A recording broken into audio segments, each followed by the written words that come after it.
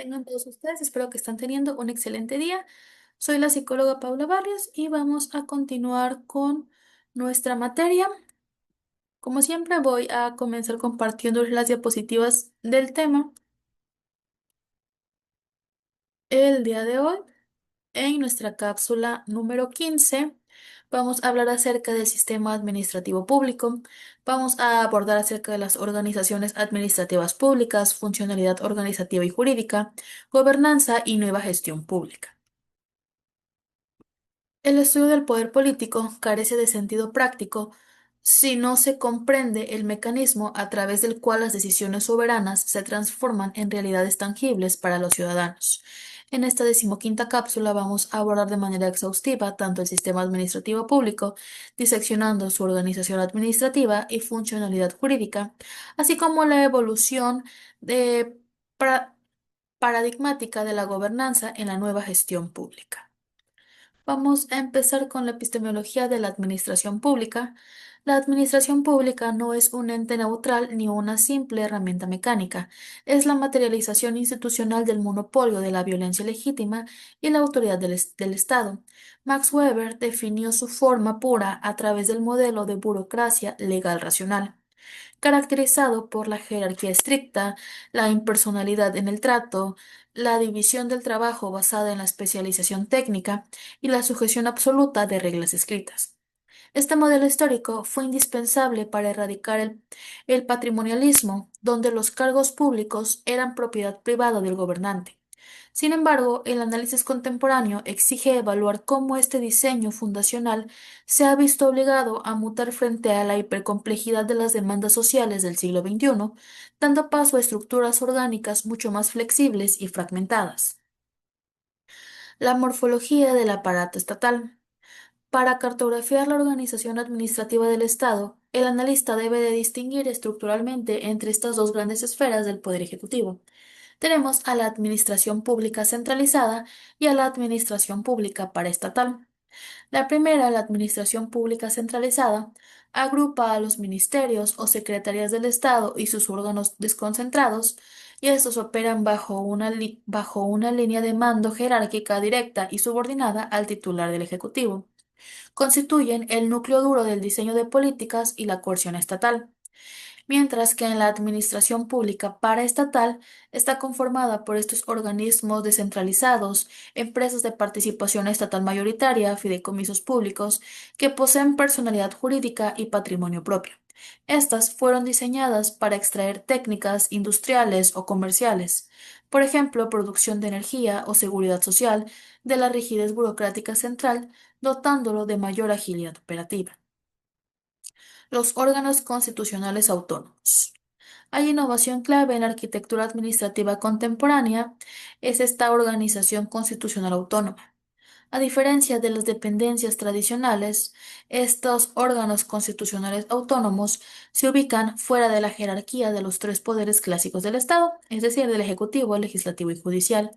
Fueron creados estratégicamente para despolarizar funciones críticas del Estado que requieren neutralidad absoluta y especialización técnica de largo plazo, tales como la emisión de monedas, la organización de elecciones, la medición estadística nacional o la regulación de mercados asimétricos, como son telecomunicaciones y competencia económica. Su autonomía es el principal escudo contra la captura partidista de la gestión pública. La funcionalidad jerárquica. El acto administrativo como célula del poder.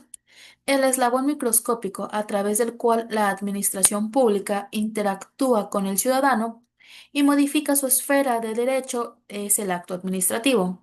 Se define como la declaración unilateral de voluntad, dictada por una autoridad estatal en ejercicio de su potestad pública que crea, reconoce, modifica o extingue derechos y obligaciones.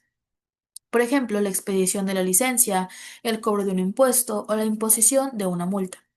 La funcionalidad jurídica del sistema exige que todo acto administrativo cumpla con elementos de validez innegociables, como son la competencia de órgano emisor, la fundamentación y motivación exhaustiva de la ley, el objeto lícito y acontecimiento regular.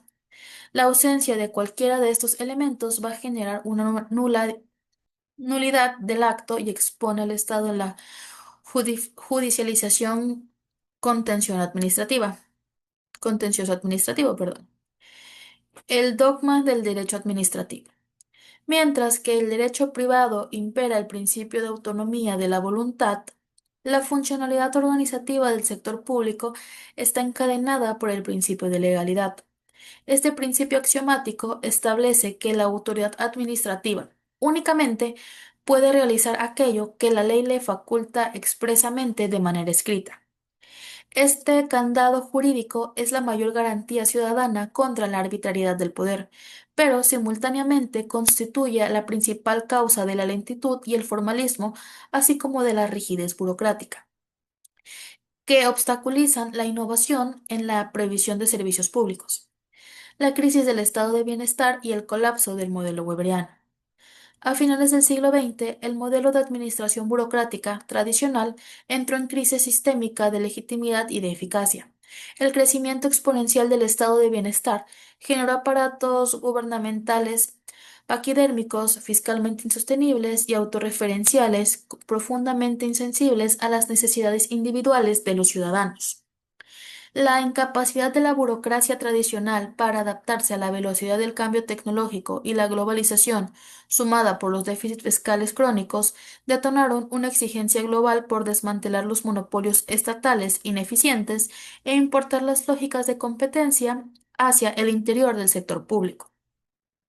El giro paradigmático. Como respuesta a la crisis del Estado burocrático, en la década de los 80 y 90 surgió la nueva gestión pública. Este paradigma transformó radicalmente la filosofía de la administración estatal al postular que las herramientas de gestión del sector privado son superiores y directamente aplicables al sector público. Esta irrupción de esta nueva gestión pública abandonó el enfoque centrado en el cumplimiento estricto del procedimiento legal, los insumos y el proceso, para concentrarse casi de manera obsesiva con el resultado final y con el rendimiento. El ciudadano entonces dejó de ser visto como un sujeto de derechos abstractos para ser conceptualizado como un cliente, consumidor de servicios estatales que exige calidad, eficiencia y rentabilidad para el pago de sus impuestos. Los vectores operativos de la gestión pública. La materialización de la nueva gestión pública se ejecutó a través de políticas agresivas de reingeniería institucional basadas en los siguientes pilares de acción: la desagregación y la agencificación. Dividir grandes ministerios en agencias ejecutivas pequeñas, de propósito único y altamente especializadas. Después tenemos la competencia y externalización. Romper los monopolios públicos mediante la privatización, las concesiones y la contratación de servicios a empresas privadas y ONGs bajo la premisa de que el Estado debe remar menos y debe timonear más.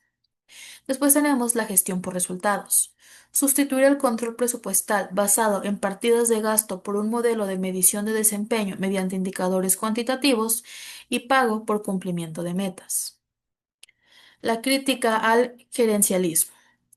Tras 2 décadas de hegemonía, la ciencia política aplicada documentó sus graves fallas estructurales. Al aplicar lógicas de mercado a bienes públicos, se fragmentó el Estado en cientos de agencias aisladas, destruyendo la coherencia transversal de las políticas públicas y diluyendo la rendición de cuenta política, responsabilizando a gerentes técnicos por las fallas sistémicas. La externalización excesiva de funciones creó el fenómeno del Estado hueco, donde el gobierno perdió la capacidad práctica y el capital humano para supervisar los multimillonarios contratos que había delegado a corporaciones privadas, facilitando nuevos nichos de opacidad, captura regulatoria y corrupción de las concesiones de infraestructura y servicios de salud. La evolución hacia la gobernanza. De gobernar sobre sociedad a gobernar con la sociedad. Como respuesta a la rigidez weberiana y el reduccionismo mercantil, en el siglo XXI se consolida el paradigma de la gobernanza. Mientras que la noción tradicional de gobierno asume la relación jerárquica unidireccional, el Estado manda, la sociedad obedece, la gobernanza reconoce una interdependencia compleja. La gobernanza asume que el Estado contemporáneo ha perdido el monopolio del conocimiento, de los recursos financieros y de la fuerza coercitiva necesaria para resolver problemas malditos. eh, como el cambio climático, la seguridad pública o las pandemias.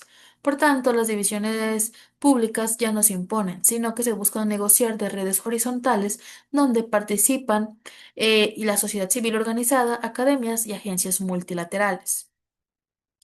El concepto de valor público de Mark Moore. El paradigma de la gobernanza, el objetivo final de la administración, ya no es cumplir la ley de Weber, sino maximizar la eficacia de los costos, sino la creación del valor público. Teorizado por Mark Moore, el valor público sostiene que los gerentes gubernamentales deben actuar como exploradores proactivos. Para esta política pública sea exitosa, se deben de alinear tres elementos en el triángulo estratégico. Debe de estar la legitimidad y apoyo político, la capacidad operativa y el valor sustantivo. La legitimidad y apoyo político debe estar respaldada por el entorno autorizado, que son los legisladores, prensa y opinión pública. Después tenemos la capacidad operativa, que es el aparato administrativo que debe contar con los recursos técnicos, financieros y legales para ejecutarla. Y el valor sustantivo, que debe de resolver genuinamente un problema real de la sociedad, promoviendo equidad, cohesión social o derechos fundamentales, más allá de la simple contabilidad de costos. Y tenemos el gobierno abierto de transparencia, participación y colaboración.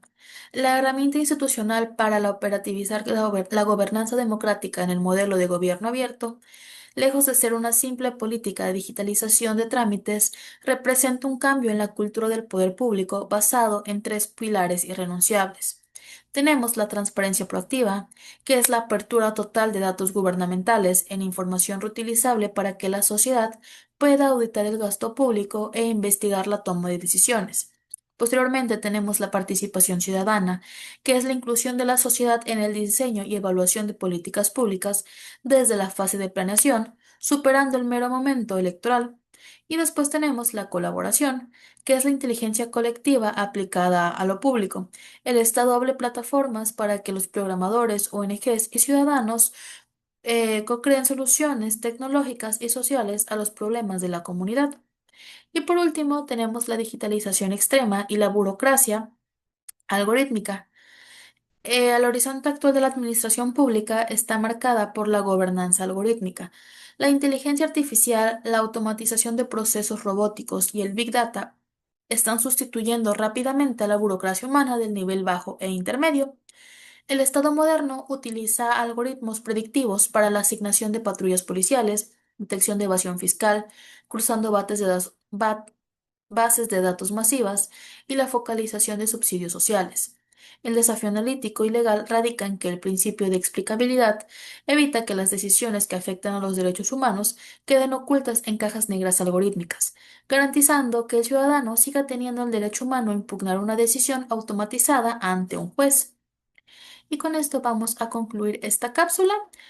Nos vemos en la siguiente y última cápsula. Muchas gracias a todos por su atención.